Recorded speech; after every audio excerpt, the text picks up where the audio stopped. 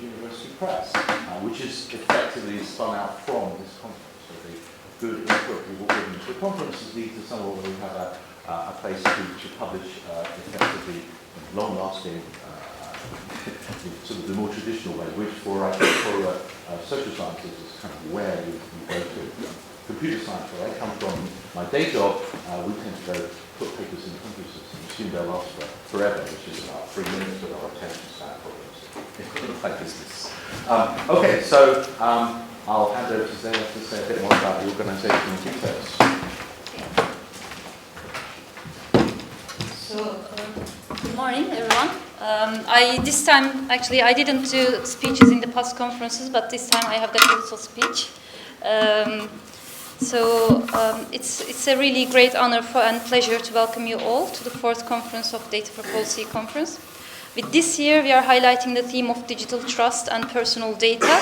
The choice of this theme reflects to the growing concern and public consciousness with respect to the ubiquitous adoption and utilization of new digital technologies in every aspect of our daily lives. Indeed, as the conference has grown, so has normalization of these technologies and readiness to consider how questions of governance and policy can be tackled in novel ways. This year, we have 30 nations represented and over 100 presentations during the 2 days of the proceedings. This highlights the diverse reach and global importance of the data science in policy and governance.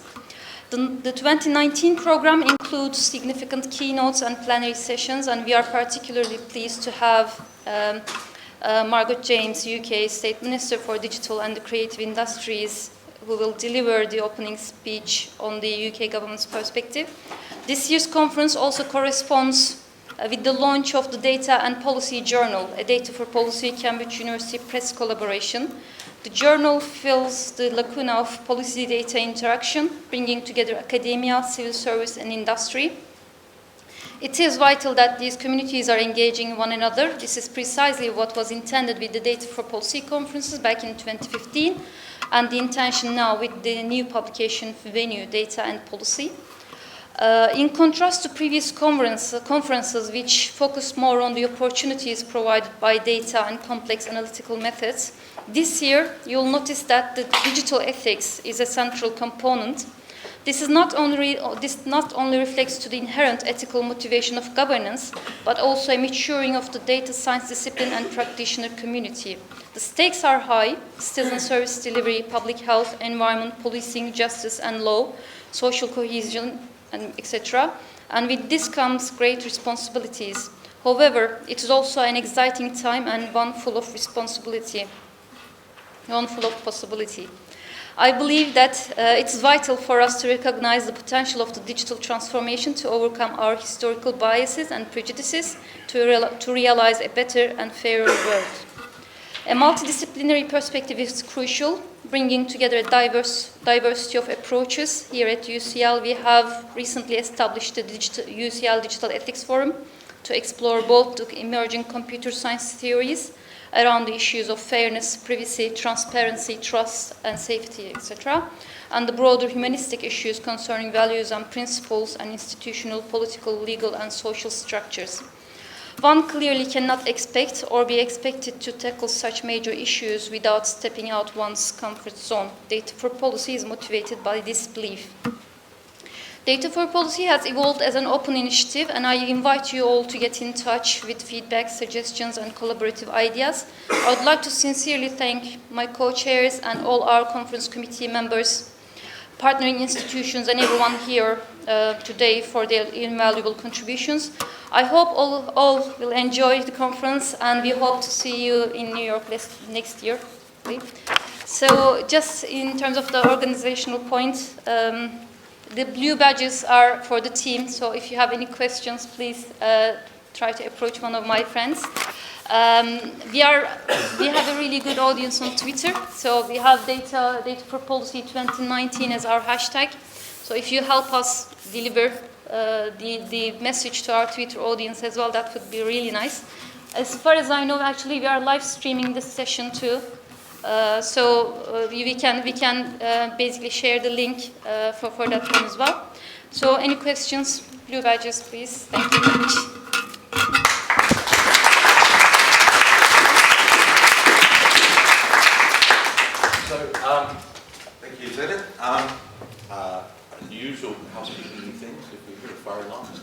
test. Here, at the overwing exits, or out the back if it's a clear exit. Bathrooms are just out here, right there. And out in the cloisters, we'll be having the refreshment breaks. Okay, so without further ado, it's my great pleasure to introduce our first keynote speaker, the Minister for Digital, Marco, and over to you right away. I think that, so we can hear the most. We will have time at the end of the speech for questions from all of you. So while you're hearing what the government thinks about data, think of good questions to ask person in power. Thank you very much, John, and thank you all for inviting me here today to UCL's Data for Policy conference. I'm an ex-LSE student, and I'm still a governor of LSE, actually. But I have, over the last 10 years, watched with increasing admiration the status of UCL across the world grow. And I'm just so impressed with all the research that you do across such a broad range of subjects, and it's a privilege to be here today. And I was told about some of the Nobel Prize winners that emanate from this august institution. And the most recent, I believe, was Professor John O'Keefe, who made the remarkable discovery of the human brain's inner GPS. And I thought about the process for discovering such a thing. And you start with a hypothesis based on previous knowledge, and you experiment. And ultimately, the proof is in the new data gathered. I wasn't quite sure, looking back to the old map reading days, whether I actually had much of an inner GPS myself. But happily, in the days of sat-nav, one no longer has to admit to not being able to read a map. It struck me that most policy, in fact, is based on hypothesis, and we want to achieve this, we want to do that, and for the most important questions, we don't know with certainty that we will get the desired outcomes. And as always, there is the law of unintended consequences that bedevil policy making. So we must use all the data available to make the best possible hypotheses out of which we believe we can get the best quality policy making.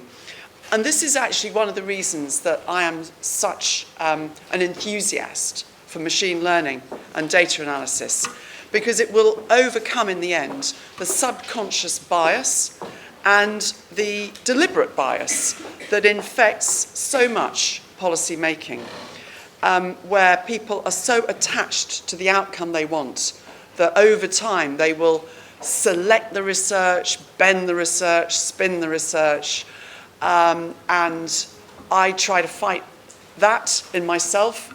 But when you really believe in something, it can be hard.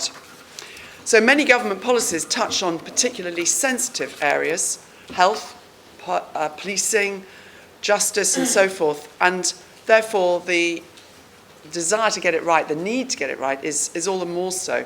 And the data, of course, is especially valuable to policy making, but much of it is personal data, which is protected by data protection law and represents also a value that citizens have and a regard for it that, of course, we have to consider. And the glib remarks I've heard from senior people in some of the social media companies about how privacy is dead, I think the Cambridge Analytica storm put pay to that once and for all. So I really admire your conference theme today. Open data emerged as a priority among G7 governments roughly 10 years ago, and we in the UK have been regarded as a leader right from the start. And this is due to a number of initiatives, including the development of Find Open Data, the Open Government Partnership National Action Plans, and the introduction of the Open Government Licence. We believe that open data is a force for good, and that opening up government data systems has meant that innovative new businesses can start and grow. For example, City Mapper works because the developers have open access to the open data. And open data has also been useful for companies to build upon. Illustreets is a web app that overlays data about crime, education, transport, and more to an interactive app. And they work because they can use open data sets for information about traffic and geography. And these innovations provide immediate value for citizens. And the benefits, of course, go beyond the economic case. Opening up data allows citizens to hold institutions to account and ensure that, that decisions are being made in a way that are capable of scrutiny and wider understanding. And publishing open data goes hand in hand with open policy making as ways of involving the public in the process of government. And the availability of data has also helped us to operate more efficiently. The big lottery data, for instance, has enabled a much better understanding of how well teams are doing at getting money into priority areas, how a local voluntary sector is funded, and where there is underinvestment. So it's clear that open data brings great benefits, but we have a duty of care to citizens to make sure that the data is properly used. So the tools which allow us to use data in powerful new ways are giving rise to complex, fast-moving and far-reaching economic and ethical issues.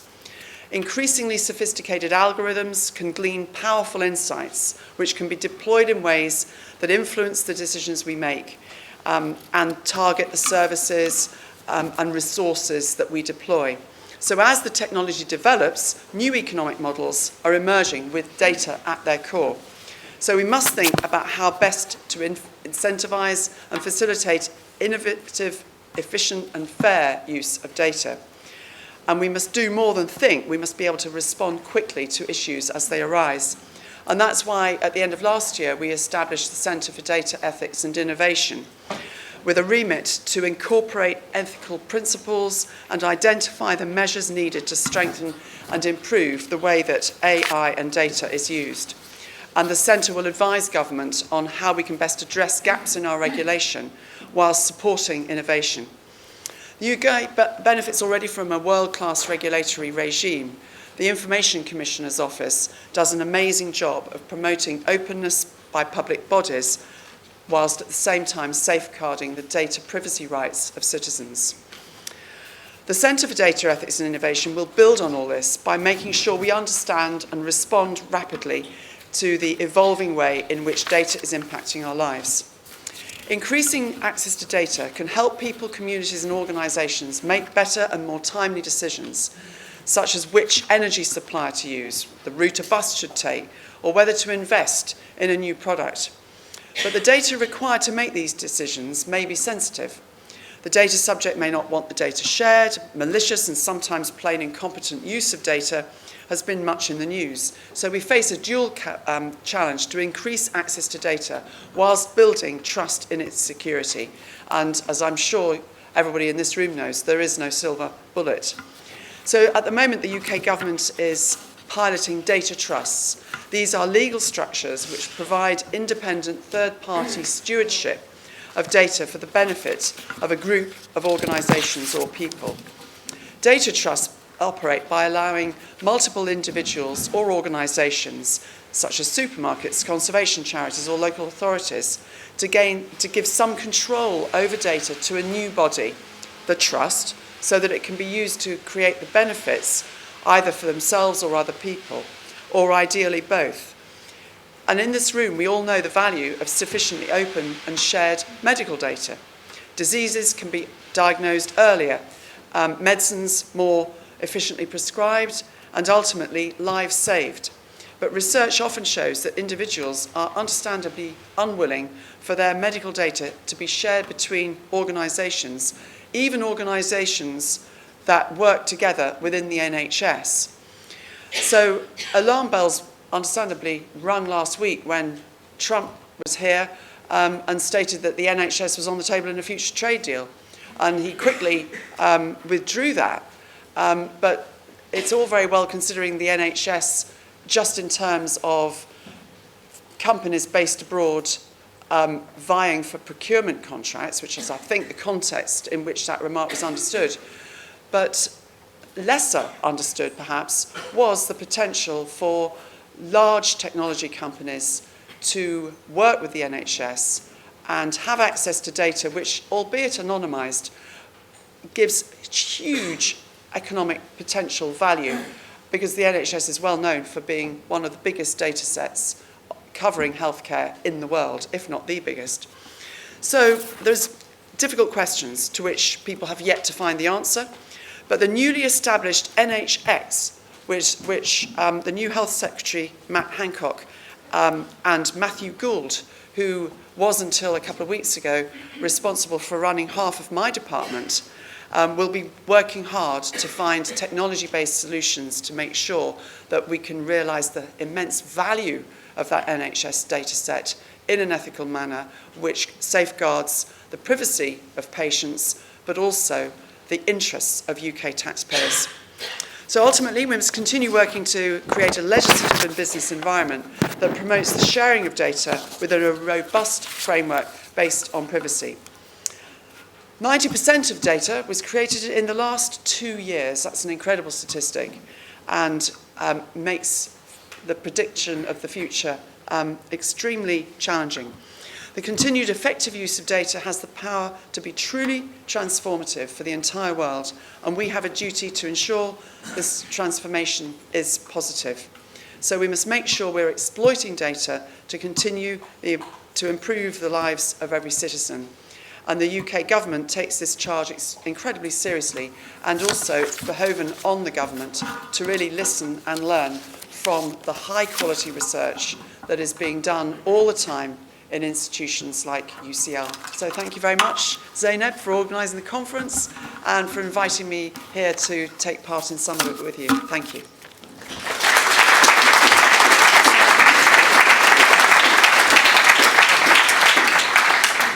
We have about 10 minutes of people want to ask questions.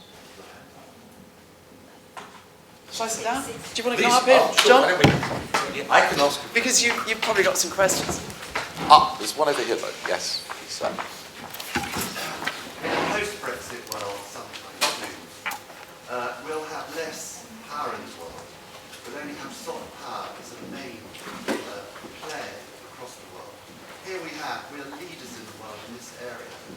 Are you having discussions internally? You can't say if you're having discussions, but in a global sense, we could become global leaders in this space and create lots and lots and lots of ways, a bit like the British Council and the BBC World Service, which we did in the 30s. So is there a conversation going on that will make us the world leader and create something like the British Council or the BBC World Service? Well, I think some of the institutions that we are building, like, for instance, the Centre for Data Ethics and Innovation I mentioned, that's in its infancy. But my hope is that we will make it completely independent of government. And my hope is that it will have the clout that the NICE organisation in healthcare has, the National Institute for Clinical Effectiveness. It's slightly changed its name to and I've forgotten the new name, but that now has influence across certainly other European healthcare ministries. So I'm hopeful that some of the institutions, the Alan Turing Institute, that John is associated with, I think can grow and become world leaders in the way you suggest. I think we certainly can. We're still respected for our regulation and for our challenge to commercial interests in this area, which is, I think, what you need in order to have the kind of status of the institutions like the World Service that you referred to in your question.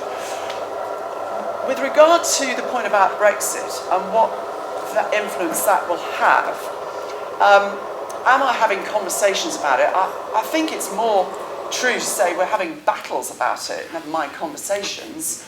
And the battle really at the moment is to make sure that, assuming Britain does leave the European Union, that it does with a proper deal which binds us closely with our main trading partner in terms not just of economic trade, but also intelligence sharing, security, and educational links, cultural links. And if we can achieve that, I think that we can continue and grow in our global influence. I think if we don't achieve that, it will undoubtedly be a setback to that course of events, and it only remains to be seen how great a setback, I'm afraid. that's the most honest answer I can give to your question about that. Great, thank you. There's a question here.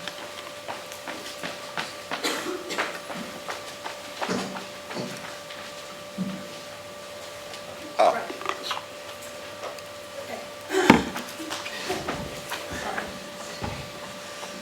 My name is Fiona from Steve UCL. You were talking about the open data trusts, and very positive, very optimistic about the possibilities in terms of moving towards much more sort of neutral policy making. Now, one of the issues with the way the Internet of Things is going and AI is it's very transboundary, and I think Huawei has been one of the indicators of this. The supply chain of critical data infrastructure transcends possible sovereign territories, and so control over who accesses that data, even within data trusts, is highly problematized technically, but it also feeds into the sort of security policy dimensions as we've seen with Huawei. So I was just wondering if you have sort of reflections on moving forward, how to address these challenges. Yes, that is a very thought-provoking question.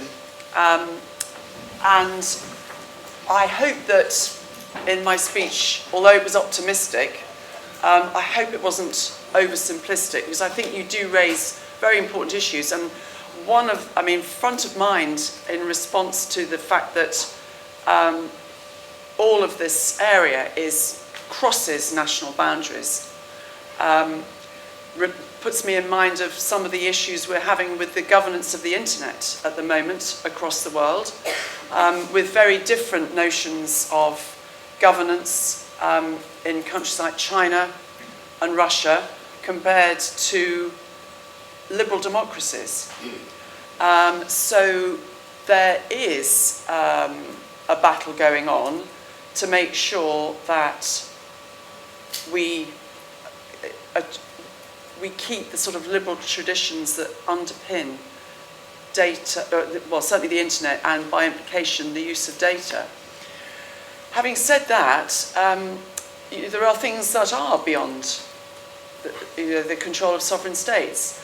It's a bit late, really, for the American government to put this ban on Huawei. I mean, they can put they're doing what they're doing. They've already admitted this week that they're going to have to delay the implementation of the placing of Huawei on the entities list by 2 years.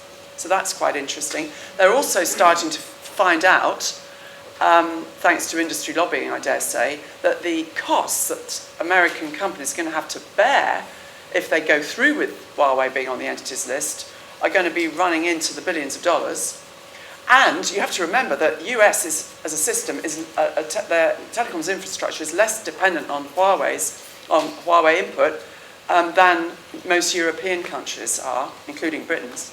So there are an awful lot of things to unpick there. But you're quite right to say that although we are committed as a government to open data, the security of that data, the security issues, which I didn't really touch on in my speech, are very significant. And in a sense, one shouldn't really look at one without being cognizant of the security considerations and the extent to which one can safeguard people's data. I mean, we put in place powerful bodies like the ICO. We've got the best, I think, one of the best intelligence operations in the world, with GCHQ, which have spawned the National Cybersecurity Centre, which really, advises us strongly on policy, and I'm very confident in the advice they give us. But in the end, there's so much going on that is beyond the control of nation states and their intelligence services that it's impossible to predict the future. But good question. Sure, yes. Hi, my name is Tess and I'm not an academic, which is probably a secret in this room. But I work in healthcare data, and you said quite early on that machine learning will help overcome bias in policy making. But in the healthcare data world particularly, there's real problems if you create and train an algorithm on a particular data set, that if you don't include vast amounts of diversity in your data set, you can end up with bias as a result of machine learning. So I'm wondering if there's a group in charge or a particular team in charge of making sure that data sets are diverse? Yes, I mean, I think one of the reasons that we set up the Institute for Data Ethics was to get more advice to government and to public services on how to deploy data in an ethical manner that rules out bias going in. Because if you've got biased data going in, then of course you'll reinforce the bias that we're all trying to overcome.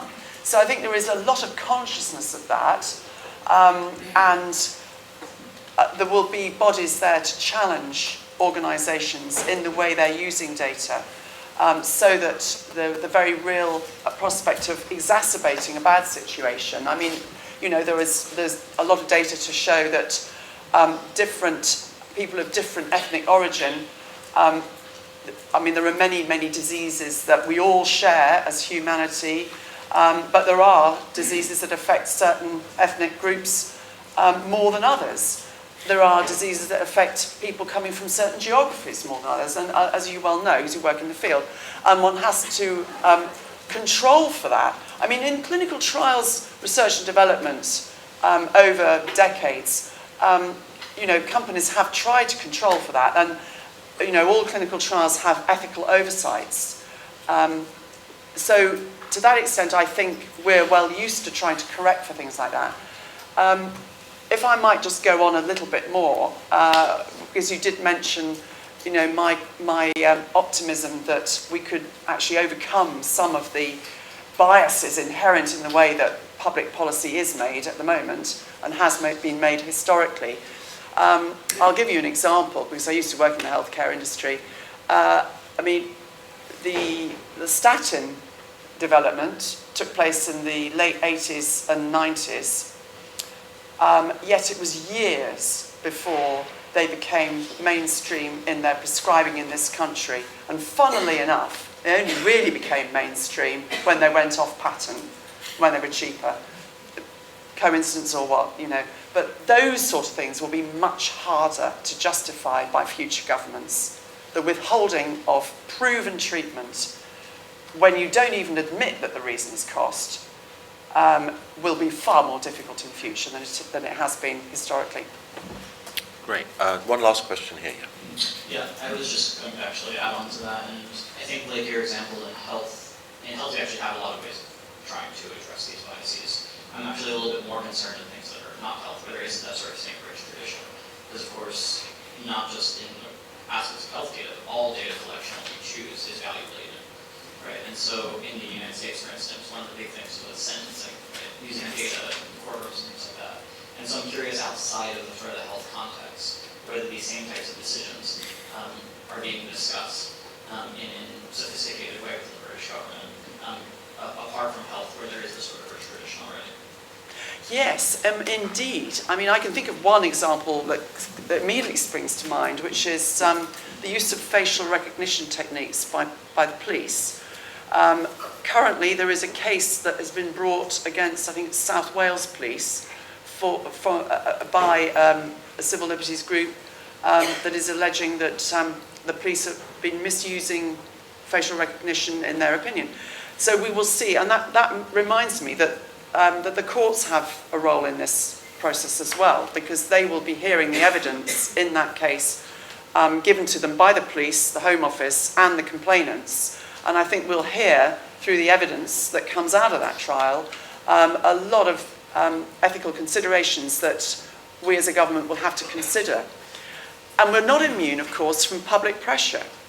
And the public, you know, you will have interested people who bother to understand the issues and learn about them. You will also have people who hear, for example, that in China, at a pop concert, about 12 people were arrested who were arrested via facial recognition technology that spotted them in the crowd, that no police officer is going to be able to remember the pictures of all kind of people on the wanted register, but of course machine learning can, and it's amazing.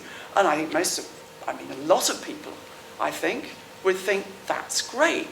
You know, we can, and to a certain extent, one has to explore the potential from a crime prevention and crime reduction and enforcement benefits that many law-abiding citizens would welcome. But of course, you have to build safeguards into such a process. So I think you're absolutely right. There are many areas where the ethical dimension is, I think, that, you know, it's bringing up the rear, and it shouldn't be. I mean, it should be integral. It should be incorporated from the get-go.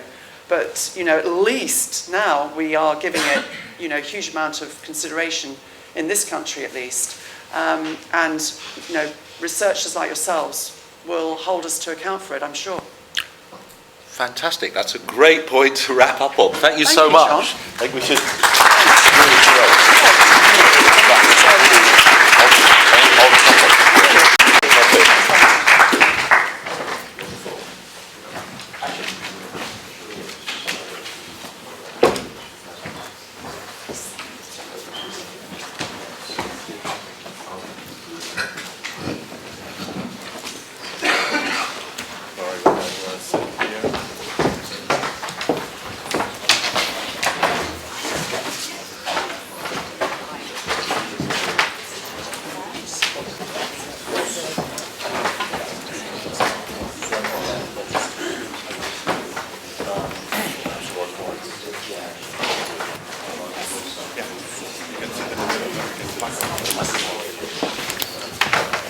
Great, wonderful.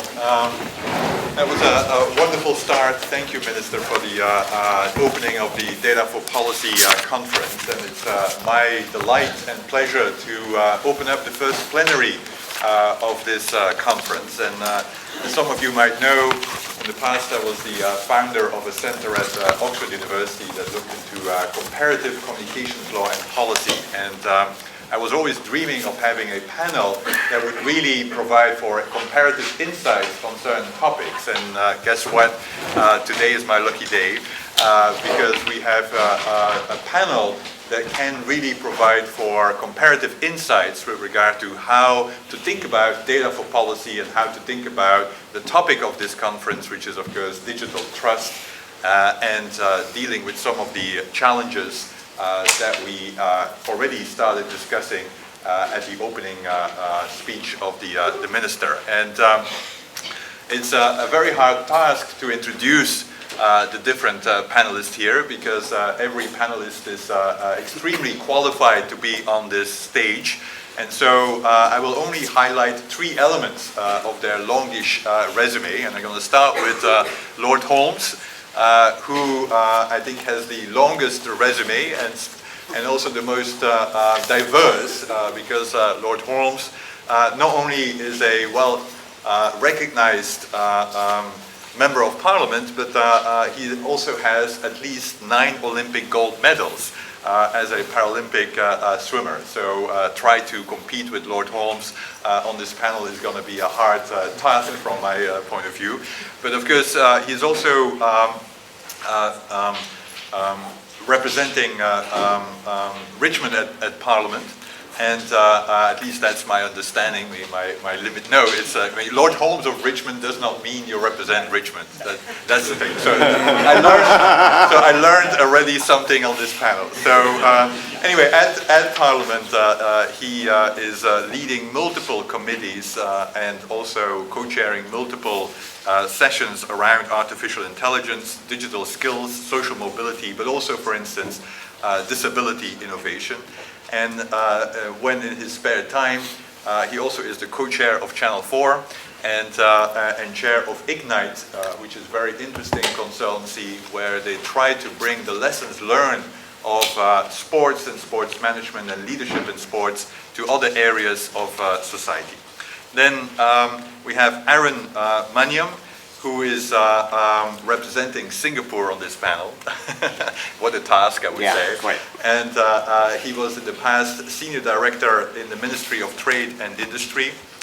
besides being a policy expert on some of the topics that we will discuss, he is also a well-established poet and writer, and has several of his books that were recognized through several awards in Singapore, and is now based in Oxford, where he is focusing his doctorate on digitalization efforts of governments worldwide. And then we have Junseok Hwang, and Junseok Hwang is from Korea, where he is a professor at the Seoul National University, and recently ended a series of only 7 books. I mean, some of us aspire to write 1 book. Junseok just went ahead and said, why not 7? And the series focused on digitology, which is an interesting new philosophical concept around digital philosophy, and is also directing several research centers. One is focused on technology, management, economics, and policy. And then last but not least, we have Laura Rodriguez Mendaro from Uruguay, where she is the Deputy CTO of Uruguay, and focused on data policies and data, the use of data within government. As such, she is part of a very interesting center within government, which is called AGSIC. AGSIC. So yeah, my Spanish is limited and so hard to pronounce. And she's also trained as a computer scientist. So we have a wide diversity of disciplines on this panel. So let me start by asking the panels why they are here. Meaning there is clearly a lot of anxiety with regard to the use of data. But if there would be no value proposition, we should not be here. And so let me start with Lord Holmes and asking you, why should we care? I mean, what is the value from your perspective on why data is important for policy? Thank you. I think there's nothing new in this. If you go back to the beginning of time, any policy or indeed any decision, one would hope that it's based on something. The difference now is we have such a massive ocean, like nothing else, of data in any policy area one chooses to think of. So the opportunity that we now have to really drive decisions, drive policy from that data is absolutely immense. But the challenges, be that in terms of bias, privacy, etc., are equally huge. But to look at the opportunities that data provides in health, education, mobility, transportation, the ability for predictability offers such opportunities which haven't been there in the past to us. And it's not something which is for science fiction, it's something which is very much for now. Underpinning all of it needs to be that sense of ethical data. What are we trying to do? Whose data is it? The Minister already commented on NHS data. Whose data is NHS data? What form is NHS data in? What would we want that to be used for? But ultimately the challenge is this. We have the most extraordinary opportunity right now to use existing data, data yet to come, to drive such innovation in policy. Ultimately, if we don't, we'll fall into the trap, which is already there, that data becomes in the hands of corporate monopolies, data is used in elections, Cambridge Analytica, and all those situations. So it's not a sense that data is of itself necessarily positive or negative. It's a phenomenal opportunity for understanding all of the opportunities and risks that are ever present. Great, thank you so much. Aaron, from your perspective, you do a lot of work, and of course Singapore is a leader to a large extent in the use of data. So what's the value, that might make things more legible, what's from your perspective the value around data, and why should we care? And then we can deconstruct, anyway, how should we do it better? But what's your perspective on that? I mean, I think that one of the most interesting things that data allows us to do is re-examine some of the traditional assumptions we've made about the nature of resources. I mean, if you've read any economics textbook, right, chapter 1 is always going to be something along the lines of scarcity, the fundamental problem of economics. And that's true of many physical resources, as well as things like time and the amount of coffee that is available in any given morning.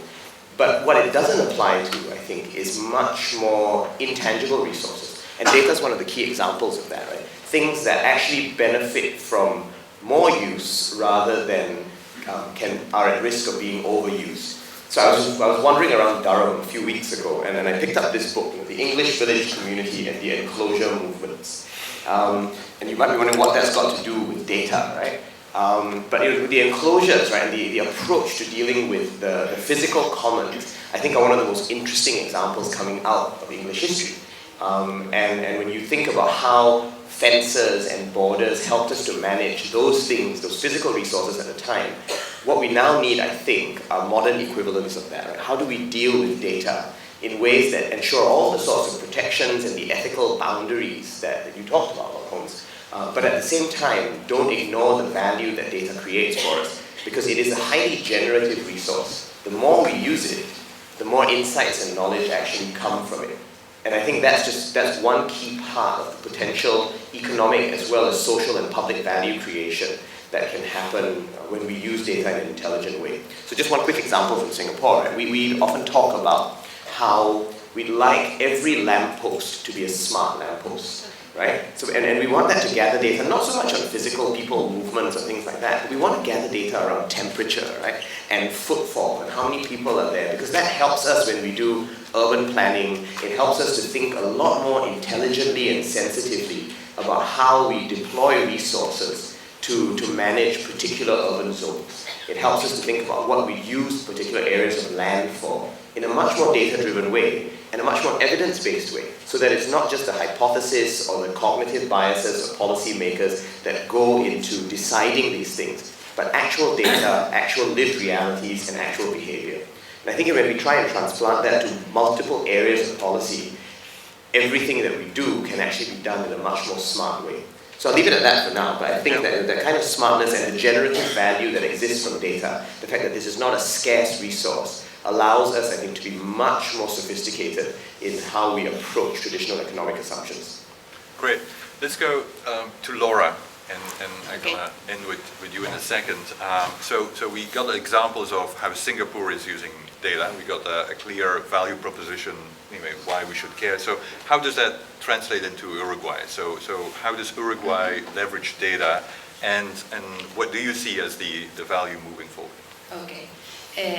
First, thank you for the organization for inviting me, and the British Embassy in Uruguay also.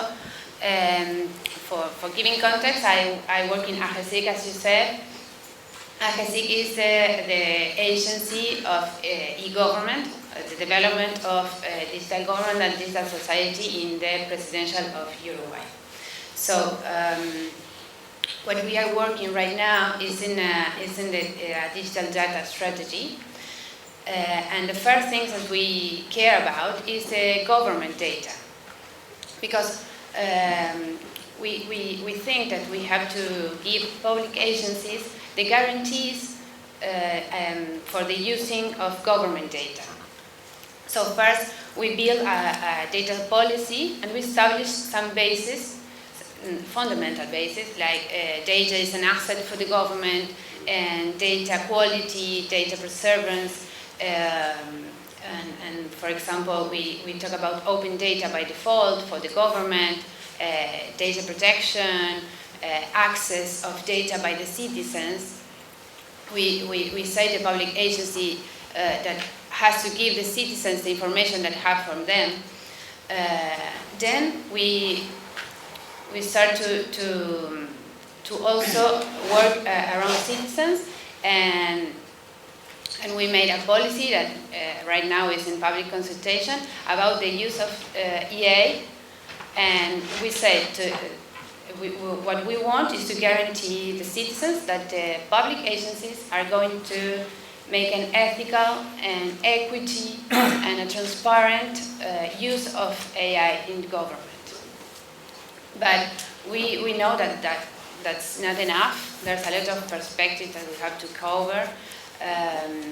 For example, conclusion or decisions can be biased by completeness or lack of information of minorities. So, for example, in Uruguay, the vaccination policy is made based on information that we have about the vaccinated people. But it's a voluntary act, so there's a lot of people that don't want to get vaccinated. And this is a simple but a clear example where not having the fundamental information may affect the policies. Great. Let's go to Jun Seok, and so we've heard smart Singapore. Korea quite often is also using the terminology smart country. So how does that play out in Korea? And also, in the past, actually, we did a lot of work on both Uruguay and Korea around open data. And so tell us a little bit about the state of open data there as well. Okay, yeah, thank you, Stefan. I'd like to represent probably Korean aspects about how we deal with data and also smart technology. I think by the meaning of like a smart for Korean is not about intellectual smartness, but I think maybe spiritual matter and art, or spirit matter art, which we believe that things to be connected to the human. In the middle, there are a lot of tools, including technology, including the law, and also the data. As you know, that if you see the Korean history, Korea has also its own character, what we call Hangul, which is quite unique character like an alphabet, but that represents how we represent our voices into the data, and there are very philosophical ground how we want to actually make such kind of knowledge into the written or in a world language. And I think the philosophy is in universality. Korea is freedom country and also probably capitalistic country by probably modern economy. But in a sense, I think we have a very social value and also universal value inside. I think for many reasons. I think it's a cultural thing, a spiritual thing. But I'd like to emphasize that such kind of innovation of data should be considered from the holistic point of view, by looking all these as a social capital or the inbuilt element of the social capital. So if we categorize the data for policy or data science area, there are human layer, right, and policy and regulation layer, and technology layer, data layer, and probably thing layer. And in my probably last speech in OECD in Seoul, I think 2018, where actually I met Ms. Barbara Ubaldi, who is she's there, the member who invited me there. I'm actually giving a talk from my digitology that how humanity and human understanding should be probably understood, and we have a consensus about it if you want to deal with the data. So at that time, I introduced my philosophy, what I say, 7 understanding. So probably as a human, we still do not have a common sense what human is, or how we characterize human, or especially when we are talking about human rights, right? And what are those? And so I think there should be a certain effort, human described by, let's say, reason, human described by the spirit, human described by the holiness, human described by sense, human described by will, and human described by our self-efficacy or self-else, and human described by integrity. And for the same reason, probably our policy domain or legal domain deals with many things. Trust, right? The value of trust, value of the freedom, right? Value of identity, value of the respect. So I think we are dealing with actually certain common values and consensus as a principle and also global value. And when we are talking about the technology layer, right? Also, we have been actually generating by many technology engineers and policymakers, right, in TPRC or ITS, right, and now data for policy. We try to engage the technology to be, what value to the human, neutrality, standardization, right, innovativeness, and economics is one of the principles, and also quality, right, quality and assurance, right. So there are the value we have been actually creating. Now we are in the area of the data, right, and how we actually make a value and perspective, right, common consensus, right, what are the principles we can share about it. Data certainly represent not only human minds, right, and our facts, our universe, right? And it's a very complex matter. So maybe information, time, right? Data for information, data for time, data for space, data for ability, right? Data for, let's say, future, right? And data for the life, right? So in general. And the thing, when we are talking about the thing layer is not only about the visible thing. Invisible thing, our concept, right? Consciousness, right? And there are a lot of, and also our future, our imagination, right? And hope, right? Those are described as a thing when we are talking about the data. And those has also values, right? Legally. And I think such kind of holistic approach is going on in Korea now. When we are talking about human-centered technology or human-centered innovation or inclusive innovation, it is all about the holistic approach that the government tries to actually balance the human science to be involved in AI or IoT things, and also philanthropists and also psychologists, right, and philosophers get engaged with the discussion of those things. And in the education, we need such kind of effort, especially. I think for that reason, I think for the data for policy, from Korean perspective, and also my perspective of digitology, what I often call dig-it-ology. So dig it all.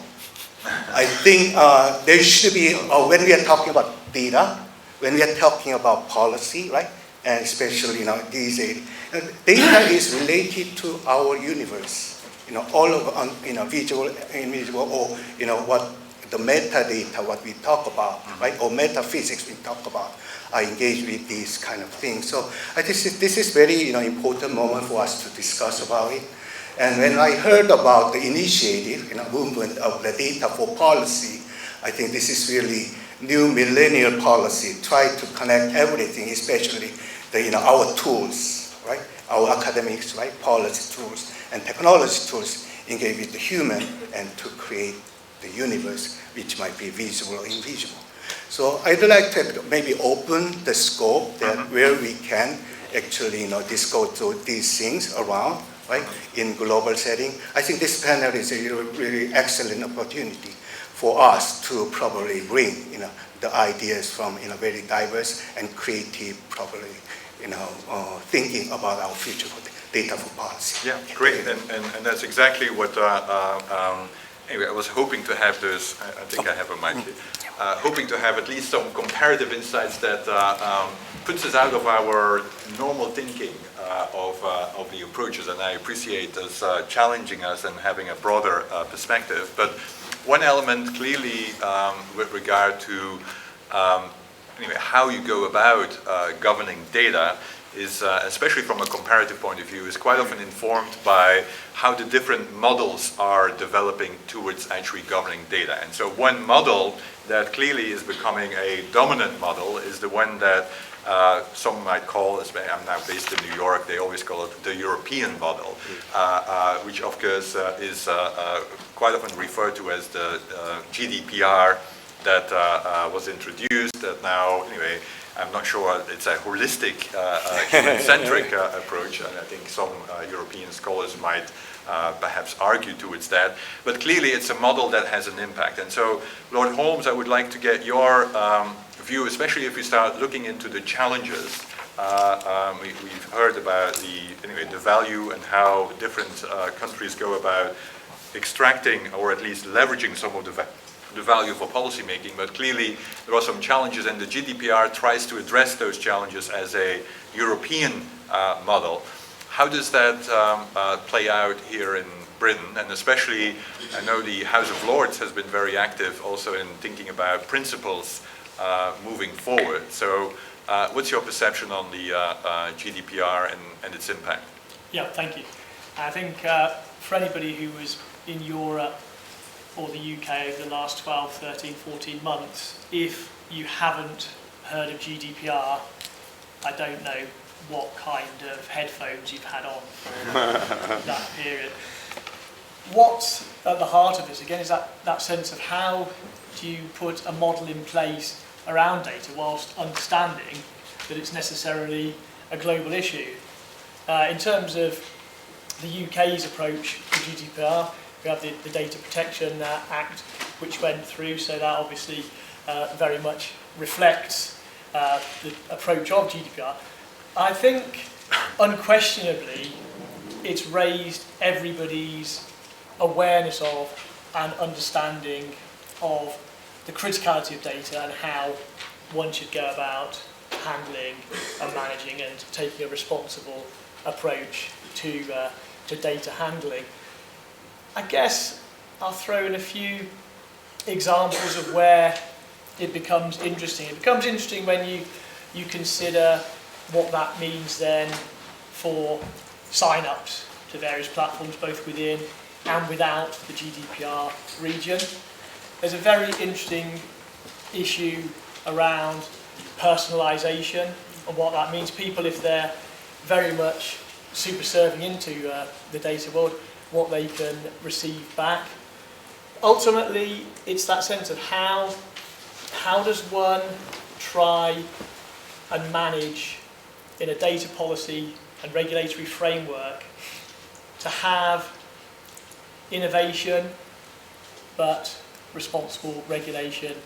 How do you have the right level of control and certainty, but without then having a model which necessarily drives everybody down just a few or indeed a single track? What does it mean in terms of data going on to blockchains as one example? So I think unquestionably it generated, as one would imagine, such an amount of awareness and focus and change around the whole approach to data. It's still relatively early days. And again, like so much really, without going into the broader perspective, which we're all highly cognizant of, whether it's data or whatever we're talking about, there really needs to be the understanding of connectivity, collaboration, interoperability. How do we ensure that, even though we have big blocks such as the EU, how do we ensure that then goes broader and has the right ability to connect and operate globally, as opposed to being massively problematic if you then move into wanting to do stuff across those jurisdictions? So early days, but certainly the biggest positive is the amount of focus and attention, and crucially the understanding of the responsibility around data, and through that the opportunity which exists. Great, thank you. And so GDPR quite often gets used to, anyway, from a critical point of view, sometimes gets used to point to Europe as being privacy imperialists, right? That they want to basically dominate the world by their model. And so what I would like to hear from those anyway, representatives from non-European countries is what is their perception of actually the GDPR on their own way of working with data. Aaron, do you want to reflect on, has GDPR had any impact on how Singapore thinks about, for instance, going about governance of data? Yeah, absolutely. And we have our own version of GDPR. It's what we call the Personal Data Protection Act, so the PDPA. And I like to tell a story about this because, in the last job I did that you mentioned, where I was responsible for economic issues, very regularly I would ask for data about what certain manufacturing and services firms were doing, because it would have been really useful to feed into the policy making that we undertake. And of course, there are all sorts of Official Secrets Acts, regulations that would have prevented abuse of that data. But every time I went to the Department of Statistics to ask them for this data, the response was, no, we can't give it to you. And when I asked why, the response was, well, because some of the sectors you're asking about are so small and there are only 5 firms that even if we anonymize the data, we can't give it to you. Exactly, so I just sigh at that point and think, well, I need to find other ways to access this data because there's so much public value creation we could get, but the controls of the PDPA are so strong that even within government, data sharing was not always the easiest thing to do. And that's something we're trying to address now, I think, in new ways and in new forms of data governance. But I mentioned this only to say that privacy is not something we ignore. It's something that's actually very key in what we work on. I'd like to actually summarize these concerns, in my head at least, right? By going back to something that the great writer F. Scott Fitzgerald said in one of his novels. He talks about, he has this great quote where he says that the test of a first-rate intelligence is the ability to hold 2 opposing thoughts in the head and continue to function. I think that last bit is the operative phrase, holding the opposing thoughts and continuing to function, right? Making decisions and continuing to do the work that you need to do while managing these binaries, these tensions, these trade-offs. I'll push that a little bit further and say that actually when it comes to data, I think we have 3 potential opposing thoughts. So it's like a triangle held in dynamic tension, not just a spectrum of 2 options. And at one end of the spectrum, you've got the use of data to control citizens, right? That could be a limiting case of what governments seek to do. I think the Chinese example is one of those, it's probably the closest we have in the world of moving towards that through things like the social credit program. Then on another vertex of the triangle, you've got value creation and insights, right, which is something we all talked about in that first round of questions that you posed to us, Stefan. And then a third aspect is data sovereignty in regulation through things like GDPR and various control mechanisms. And I think the key is to figure out where, in terms of our social values, we lie in that triangle. Because it's probably easy to do 2 of those things at any one time, very hard to do all 3. If you've got control and value, chances are you're not going to do a lot on data sovereignty. Right? If you have lots of sovereignty and value, you're ceding control and saying that governments will not be able to exercise that. If you've got control and sovereignty, you may not have a huge amount of value creation because government can't do very much with the data that's out there. And in Singapore's case, I think we're trying to move very much along the value and the sovereignty perspective because we figure that control is not something that's going to be very useful for us to aim to have.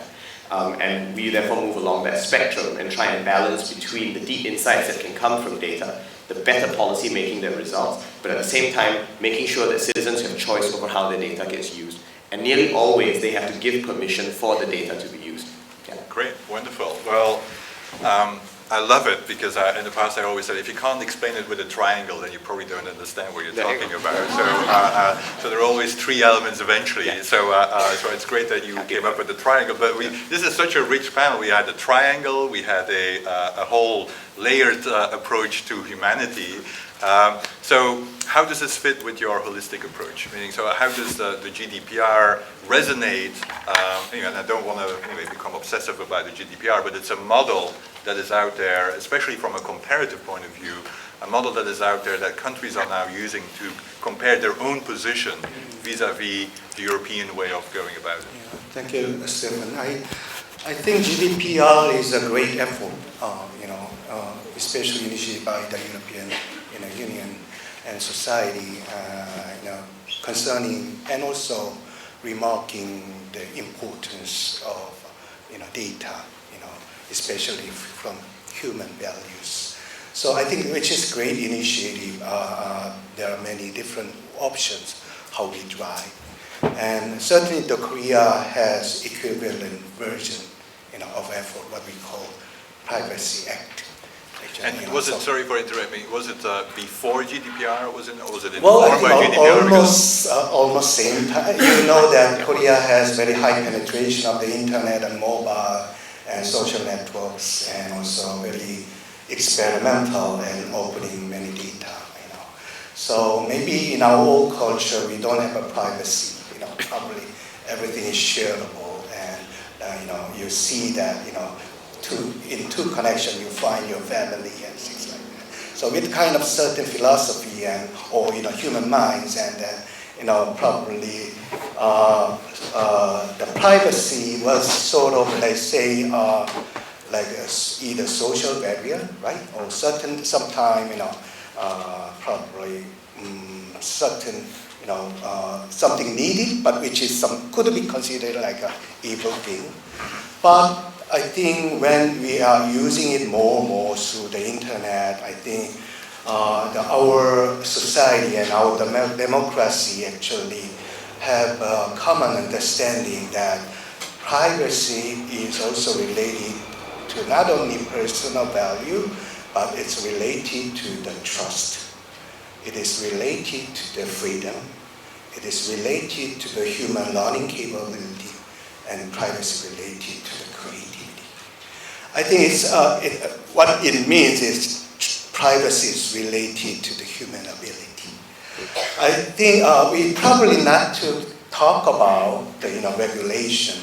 How can we regulate the society without the regulatee or citizen being understood or being smart enough, see the value? So there should be a balance that data democracy or data literacy or data intelligence should be equal before we talk about the value. I don't know whether this government-driven, intellectual-driven, or techno-leader-driven rules really can play for all the novice, all the new, like millennials who have been thinking data so differently or not. I think it's questionable. So I think we know that by our historical learning, our law has been changing, our legislation has been keep changing. That means our belief now is not perfect. And I don't know whether we should actually focus on really creating a rule, and by that rule that people will learn, or we want our society to learn by the law, or we want them to learn by the using it, or we want them to learn the data from people. So there are different approaches that how we equip the human society, or being learned, understood, I would say smart. Okay, how we can be a smart citizen for the data. I don't think that the GDPR is the only method, which can certainly it could be a safeguard, but there are other, tools, right? Okay. Capacity building, education, right, and cultural thing, and usage and freedom. I think those efforts need to be also increased. In that regard, I believe the government role is very important. We start to think the data again as a public, very important. Public does not mean it should be separate, separated from the private, right? So, but it is common value, right? Data, and there should be a certain consensus, right, among the society. I think we are currently building such society where we talk about the data as our water, right? And I think government is doing very important thing. And one thing I'd like to say that Korea actually has a strong government, try to bring that over. Government try to not to give all lessons, but at least bring up those as a public value, so there are people gather around. And so for that reason, I believe the government role is very important, right, in this data economy. Yeah. Excellent, great, and I apologize for I'm shortening.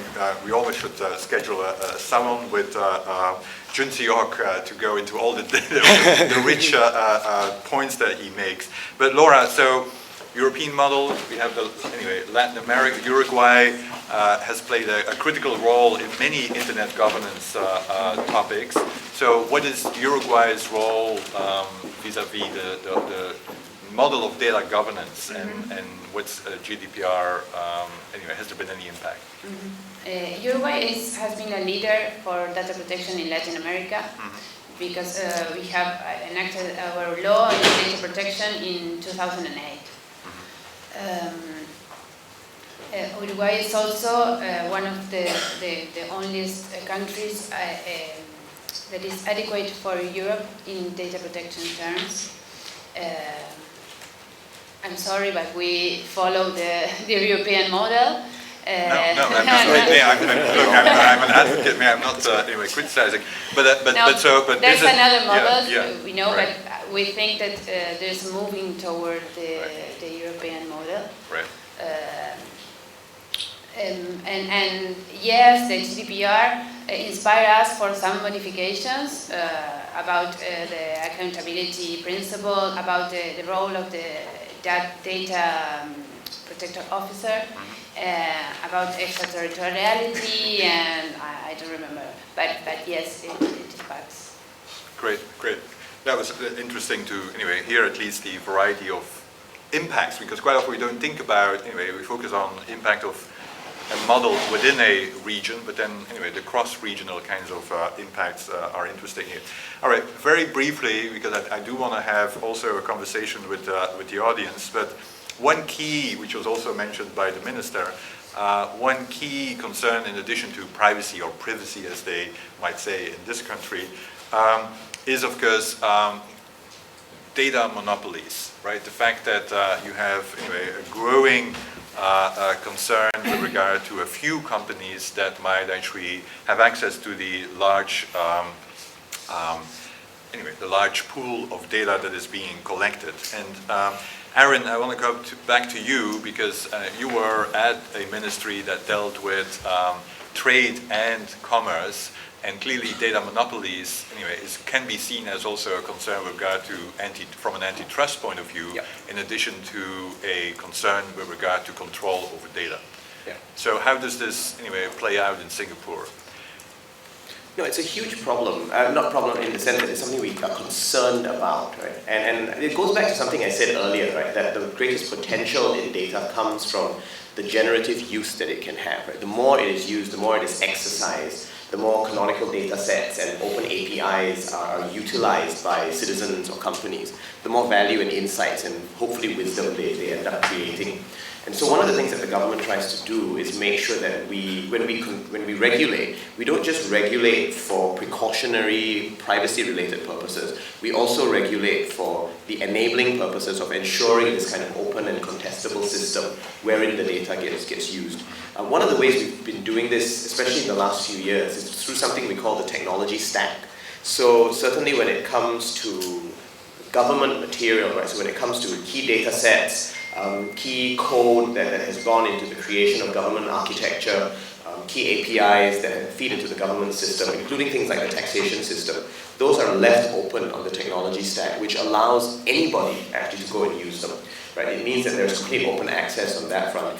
And it means that sometimes we end up getting surprised by some of the insights and applications that get used when the data is applied in interesting ways. So we've tried to make sure that we create an architecture within which there is this deeply open and open penetration kind of system, so that we actually can create the sorts of values that we're interested in. Mm-hmm. And Laura, so a key concern quite often for government agencies is to also have access to actually private data, given the fact that a large majority of the data is collected not by government anymore, but by private companies. So how does this play out in Uruguay? I mean, are you also looking into how, for instance, statistical agencies can have access to private sector data in order to, again, level the playing field somewhat as it relates to data control? Mm-hmm. Yes, in Uruguay we believe that the private sector, rather than be competitive with government, can help us to understand better what people think or what people addresses, and also to improve the digital services.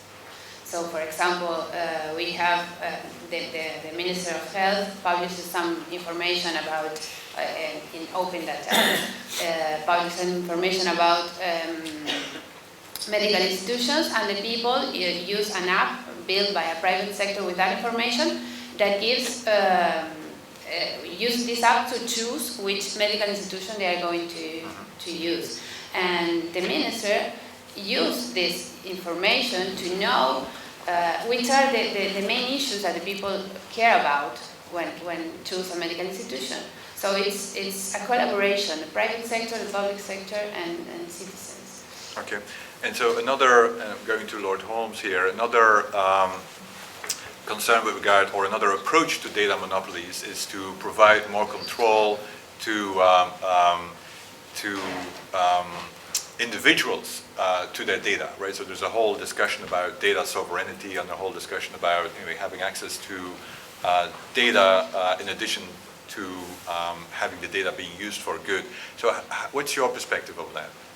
No, absolutely. There's a real opportunity here, if we get it right, to completely reframe the relationship between citizen and state and really empower all of us as individuals to have that grip. And it contrasts to only very recently, if we take the medical example, where within our lifetime you weren't even allowed to have access to your own medical records. They were nothing to do with you. Whereas the opportunity now to empower citizens, be it in healthcare, also be it in finance, for example, to really strip out and transform that whole relationship of the citizen to financial services and payments. So that needs to be set against, though, the reality of how so much of this works in a winner-takes-all environment. Huge amounts of wealth being created by a very small number of individuals and a very small number of organisations. So those two things are important to hold in our head in a rather F. Scott Fitzgerald kind of way, to hold those two thoughts together but still progress. I think the answer isn't in the data or thinking specifically into that. It's thinking about always what it is to be human and taking us back to how we can make a success of it, knowing everything around ethics, values, behaviours, psychology, politics, economics, and so on. That's the way that we can truly make a success of this. And as with everything, the key is that it's an opportunity, it's not an inevitability, because where we're currently at with so much of this stuff is we're all quite prepared to give up our data for stuff which then comes in various sized cardboard boxes, which doesn't necessarily have any relationship to what's actually inside the cardboard box. But when it comes to actually getting data into places where it can make such a difference, such a profound difference to our society, in health, that relationship between system and state, understandably, we're in a very different place, but the opportunity is immense. And ultimately, the opportunity that we have in the UK more than anywhere else is to really have that sense of driving everything around this on a truly and consistently ethical approach. Great. Jun Xiao, I'm sure you mentioned already you have some strong views on data commons and data sovereignty. Very briefly, because I do want to open, and I don't know, Zeynep, how much time we still have left. I do want to open to the audience as well, but your views on data commons is very important. Well, I think I'm on the same side with him, and so I think this dignity and sovereignty, still dwells in the data management. I think our identity will be probably very important, by these data management. But I don't think data monopoly will be sustained, in the directions that only the firm will manage. So machine learning and also blockchain or sensor technology, which can be architectured and also designed into the direction that our individual being to actually still keep it in the trustable way, right, and manageable way, but still our dignity and sovereignty resides there. I think it will be a victory for humanity, right, and when we actually capture these rights, right, as a human to make more manageable way. I think we are not defined by the rule or data. We are who we are, right, but those who we are defined the data we describe. And I know that there are some pros and cons, how much we trust in individual being, but our probably data capability will allow us to manage those in more integrated way. I'll open up and during the Q&A I'll discuss more. Yeah, that would be great, and that's very important. So any questions to this distinguished panel? I know several of you probably were very patient already, and why don't we start here, and I don't know what the arrangement is with the mic. I think everyone can probably hear, and then we go to the gentleman over there as well. Thanks so much. Tom Smith from the Data Science Campus at National Statistics UK. Very interested in the government perspective, your perspective on data use within government. So we meet in 3 years' time. What would you like to see government doing differently about how we use data for better policy, better decisions? And is that to a particular person? To all of them. Okay. And take the other question as well. Yeah. Yes, that was you. Yeah. I mean, perhaps you can just state it. I don't know the necessity of a mic. Thanks very much. My name is Sohaib and I'm an MPA student at UCLC. I had a question regarding, throughout the panel as well, and I believe that the ethical debate can be a bit misleading because when I think of privacy or dignity, I believe that it is individual rights. But then, when it comes to security, trust, whether it's digital or not, or even when it comes to regulation, it becomes more of a societal need, conventional and a shared value. Henceforth, when it comes to policy making, whether it is to protect an individual right or to promote societal needs, can be very different. And so, on the government perspective, I want to see how can it actually differ, whether when it comes to the GDPR or when it comes to another policy making framework. Thank you. Is that clear what the question was? Yeah. Okay. So so why don't we start with you, Laura? This is going to be like the Scott Fitzgerald, not two thoughts but two questions, and so choose which one you want to answer. And I think the last one. Yeah. In UI, what we are working on, it's in committees of business for government. For example, we work ethics in a committee of education, and we have a lot of different perspectives in there. And this committee analyzes the cases for where machine learning or data analytics could be biased for the children of our education. So we try to work all the data related, the holistic view of data in these business areas. For example, for health, we have a group of people that is specifically works in health and doctors inclusive, and we work all these different perspectives of data in these groups, in these committees. I'd like to maybe answer to both of you, but from very special aspect to see, the government seen as a platform.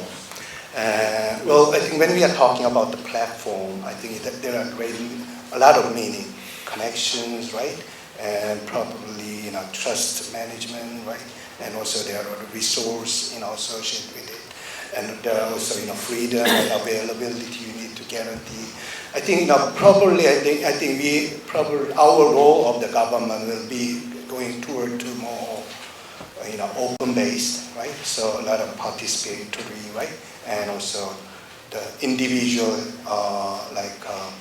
voice and ability to be integrated through platform, what we say, government, and the way work for the government, the way government also organize its function will be probably characterized differently. I think there are great lessons from the platform economy and platform company. I think government has a certain direction on going that. Open data, what we are talking about, many living lab we are talking about. Those are experimented already in many of the platform, business and business model. So I think that is the direction. Probably our philosophy on what the platform is will actually may define our future, and probably we will talk more about what the platform is as a social, as a society, and things like that.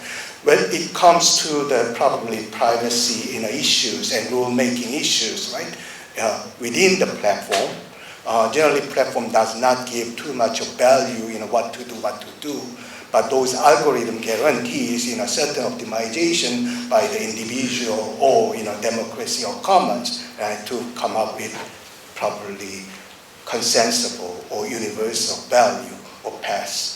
I think we may come into that direction that where everyone respect the big data statistics because we trust that algorithm, right? And commonly, and we know that there are strong technical integrity, we build, for us or our society, probably building.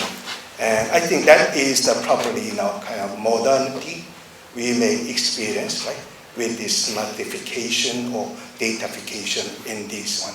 And when we are talking about the platform, then probably that may characterize what would be the direction of going in that way. Yeah. Great.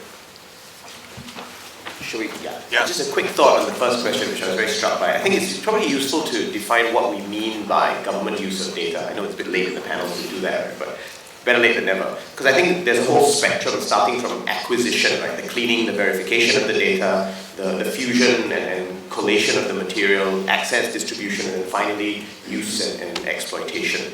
And I have 4 things on my wish list on how all 4 of those things can get better. One is that we need to make much better use of administrative data, right? This rich set of apparently boring but actually extremely insightful material that could be collated in all sorts of new ways. I think government needs to get a lot better at sharing its products as well.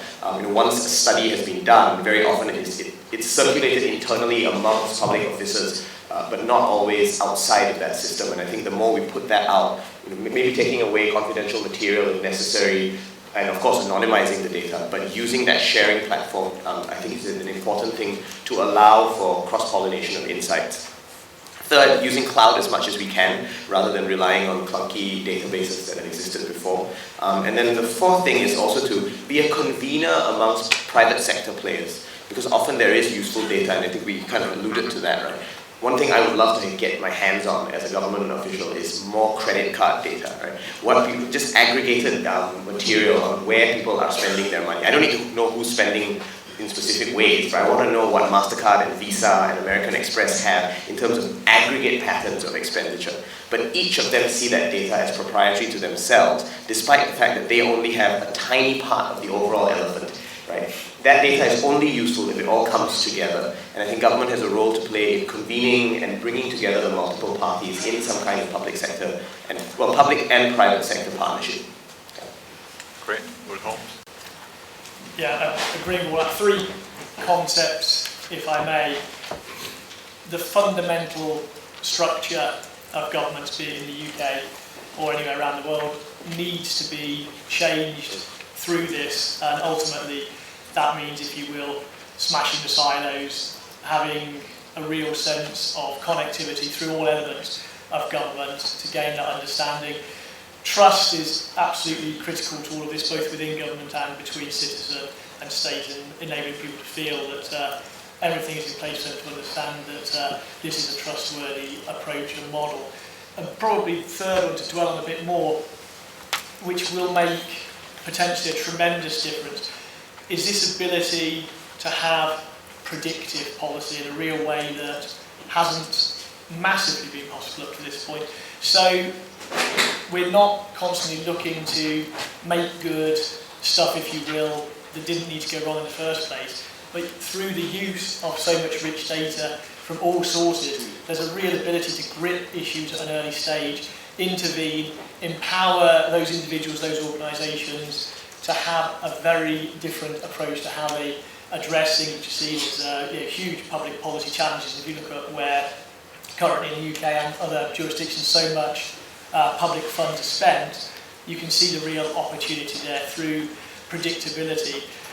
But probably to take us full circle back to where we began, ultimately it goes back to that sense of how much do we really understand what is in the data, the difference and what we can do with aggregated as opposed to raw data, the opportunity, the specificity, all of those issues need to be understood, and certainly the UK government are on the front foot in this space. But I think, interestingly, it will be as much to do with so many of the traditional concepts and philosophical approaches which will define this, as much as obviously all of the critically important stuff around the technical issues to do with the data itself. Great. Any questions from the audience?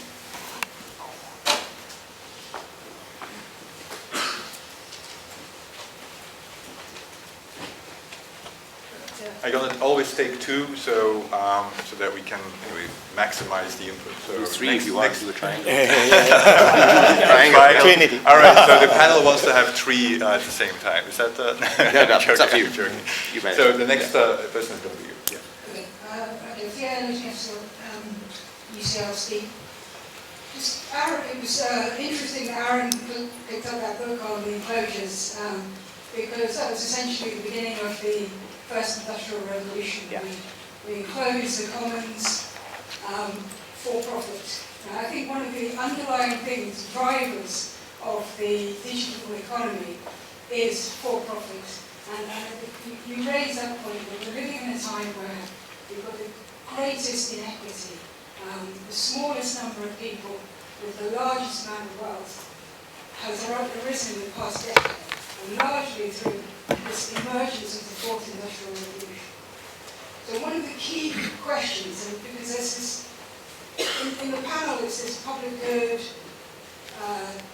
supporting trust across communities, civilians, government. One of the key drivers has to be about benefit sharing and how we, within government, can move and influence and create infrastructure for benefit sharing. I just wonder, with your comparative approach, where you see that happening, because public-private partnerships, forgive me, but at the fundamental root of that is still the driver of profit for the companies. Mm-hmm. So that's, I'm sure several might have a response to that. Good question, thank you. Jeremy Ray, Data Science Campus at the Office of National Statistics. I was wondering whether you thought there was much first mover advantage in this sort of space, because your Singapore experience, I was thinking if you're releasing data and making your code available, then that might encourage researchers across the world to build models based on that and develop models and then kind of apply those models in their own context. And similarly, in academia we use a lot of American data to do our research because there's lots of American data. And kind of in this sort of space, if you actually release data first, people might build models based on your data and that will provide insights for you. Great. So two great questions again, and you don't all have to. Okay, well let's take a third one there. I thought you said you need. Yeah, but meaning we are flexible panel here, so why don't we go for three? But you don't all have to address all the questions, so you can volunteer which ones you want to address that were posed. Yeah. Thank you. My name is Esther Bouillet from the European Data Portal and European Support Center for Data Sharing. My question is, I also want to make use of a non-European view here, and it would be around open data. So as in with the European Commission, we are right now trying to figure out how can we define high-value data sets, because we want to create impact from open data, share the benefits, have diverse data, and we cannot have all the data at the best quality available. But how can we, by 2020, then tell the public sector institutions that their valuable data now has to be there for free and the best quality? Do you have similar challenges, and if yes, how do you address those? All right, great, awesome. So three great questions. So one with regard to the profit motive, the power imbalances, and the beneficiary kind of questions. I would add, anyway, if you answer that question, I would add also then the question which is the typical question that comes up, which is then the tragedy of the commons kind of question, which is that if you don't have, anyway, a business case quite often who will make the investment in the infrastructure, which is a large debate, right? I'm not arguing for or against, but it's an added element that we need to consider. The second question is then the first mover advantage kind of question. And then the third question is really related with sustainability of actually open data initiatives that ultimately have a cost, but how do you keep it going over time? Laura, choose one of the three. Okay, I want to choose the first one. This is very important what you said. And in Uruguay, our digital transformation was called digital transformation with equity, because we believe that this digital transformation can give some people that doesn't have access to some public services, we can be more near to them. So we start making some basic initiatives in order to create, after that, a digital government. And we, for example, have all the households with internet. And we have free access plan for everyone. The telecommunication, one of the telecommunication industries companies in Uruguay is part public, part private. That's why we could do that. We also have the one laptop per child initiative, and all the children that are educated in the public institutions in Uruguay are educated with a laptop. So we follow a lot of initiatives to stand for equity in the digital transformation. Okay. Maybe I may need to choose another question then. Probably Yeah. I think third question maybe is sustainability, which is actually also in relation to the in-profit or the business model for the government. I think certainly when we talk about the data or open data or data-driven policy or data by policy, I think the common and public value, but that does not mean it's free. It means government is not free. Society is not free, and platform is not free for all. And there are government role when we try to pursue the public value, common value with innovation, sometimes what we call the public demand generation or public demand promotion. By creating social consensus about certain thing. One project in Korea, what I'd like to say is Data Express. I think Data Express concept is, we are paying a toll, right, to our highway, and that is run or built by our government, right, and that will be used for management, right, and further development. So there are a lot of highway actually now still built, but I think that creates another convenience, and we don't question about that. I think with the 5G, with IoT, we are building, the Data Express is the way that we think, okay, we have to pay for it as a public, right? And then, but we actually get the benefit of that. There are another concept. So are you advocating for a toll on the data? Well, I think there will be a toll, but in a consensual way. I think a toll can be not by the traffic, can be by trust, right?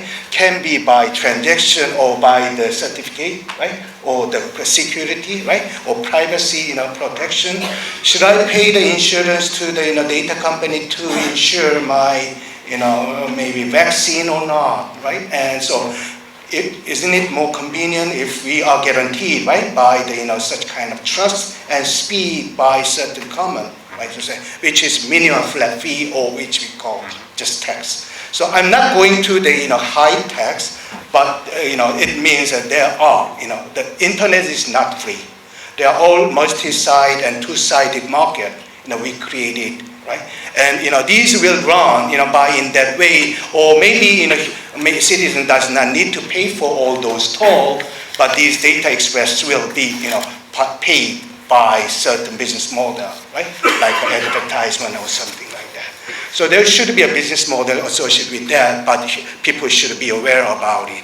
And smart city project, we don't think, city will be built by one day or in 5 years. But we know that London city has been built by the centuries and by many kind of effort. And I think there are social philosophy residing in the city, how the community built.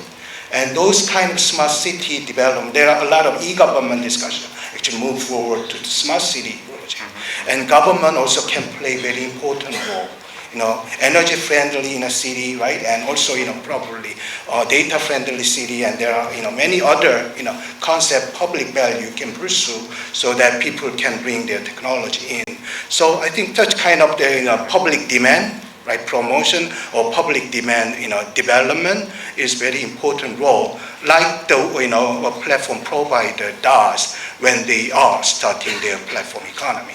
And, these kind of data platform by the government should have such kind of initiative, innovation and business model to ensure that, it will be useful for the public. Yeah.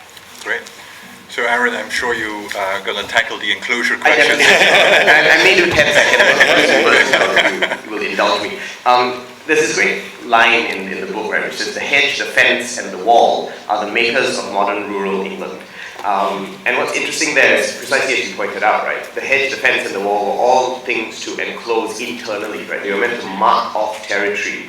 And I like to think that even in the current economy, there are lots of examples of that. I think of them as second-order scarcities, right? Even though data itself is abundant and generative, we often impose second-order scarcities on that data.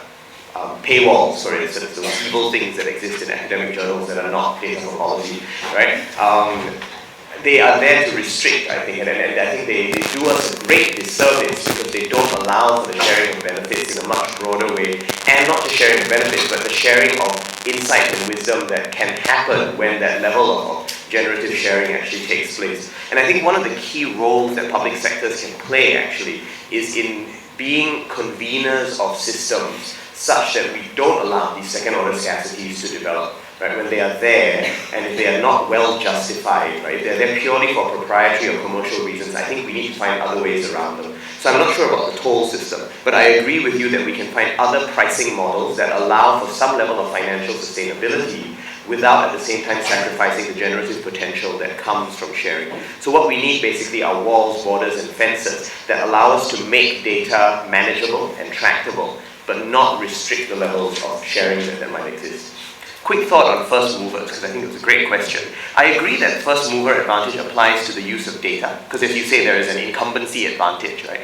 But I think there are problems from first mover status as well, particularly because they are often reliant on existing systems, right? And that means that today's system is very quickly going to become a legacy system tomorrow, right? Why is Estonia so successful at what they do now? One of the huge reasons is because they didn't have legacy systems to deal with when the Soviet Union collapsed, right? They could create from scratch, and that allowed them to do all sorts of wonderful, interesting things with X-Road and their EID system. What I know lots of Estonian friends are now saying is yesterday's advantage is going to become today's legacy, right? And I think that that first mover advantage will erode if we're not careful about constantly recreating our systems. I don't think this is a necessary disadvantage, but it's one that we need to be careful about and make sure that we're constantly agile and experimenting with new methods. Great. Lord Holmes, you have the last word. Good.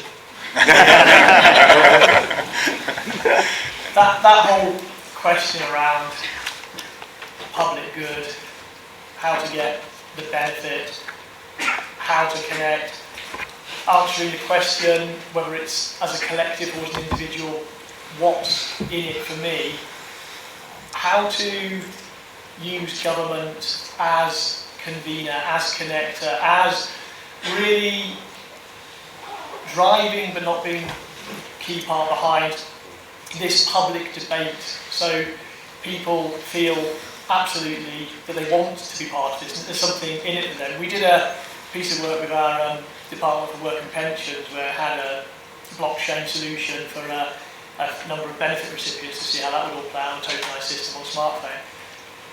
The technology was fantastic, the data was rich, but ultimately the most exciting thing about that was the people piece. The benefit recipients became active consultants on that project within the first few days. it being underway. So I think the thread for me through all of this is that sense of the human as prime. Data, absolutely essential. All of the tools of 4IR offer such tools for intelligence, but we need to constantly keep our intelligence right up there and constantly ask all the questions that we should always be asking about this stuff. Absolutely to talk about walls, fences, hedges. To add to that, perhaps the concept of a really agile, fluid stage that governments need to construct, and then allow the beautiful, rich diversity of players to come and participate, engage and get involved on that stage. And then, in many ways, without being naive about it, the business models will come about of themselves, really. I think that the toll example is very interesting, but if we consider that as a potential two-way highway, so in some examples, we may be, as such, if you drill into it, potentially making a payment for data coming that way. In other ways, we may be getting a payment for data going the other way. So really having that sense of understanding the utter dynamism and true transformation in the nature between citizen and state, and indeed individual and private entity. This gives the potential real power. And to the point at the back there on public-private partnerships, I think it's the phrase which exists in this space, but it's very much to utterly reimagine what that means in terms of a public-private approach. Very different to what's occurred in sort of infrastructure in this country to date. Ultimately, it's in our hands because we've been born human. We have a tremendous opportunity, but it won't just happen as an inevitability. We all have to absolutely play our part. And ultimately, I think, as has been suggested by the council here, always think, what's the public good here? What are we aiming at? How can we make a difference to get towards that position? Great, wonderful. Well, that was a great way of ending this panel, and I would like to thank every panelist for their contribution. This was a very rich